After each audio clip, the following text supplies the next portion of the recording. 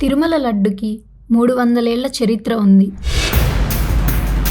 తిరుమల శ్రీవారి ప్రసాదంగా లడ్డు పంపిణీ సుమారుగా 300 ఏళ్ల క్రిందటే ప్రారంభమయ్యింది. 1715 ఆగస్టు 2న తొలిసారిగా లడ్డును తిరుమల ప్రసాదంగా భక్తులకు అందించారని తెలుస్తుంది. 2010 వరకు రోజుకు 1,00,000 వరకు లడ్డూలను తయారు చేసేవారు. ఆ తరువాత భక్తుల రద్దీ పెరిగింది. పెరిగిన రద్దీకి అనుగుణంగా ప్రస్తుతం 3 లక్షల పైగా లడ్డూలను తయారు చేసేవారట. ఇక తిరుమల శ్రీవారి లడ్డుకు 2014లో ఐజీ గుర్తింపు కూడా లభించడం విశేషం.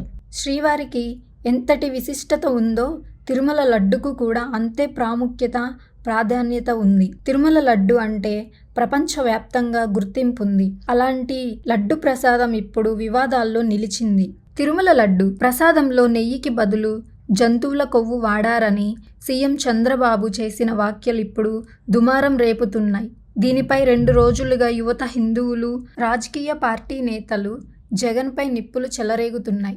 అయితే వైసీపీ నేతలు మాత్రం అలాంటిదేమీ లేదంటూ ప్రమాణాలకు సిద్ధమంటున్నారు.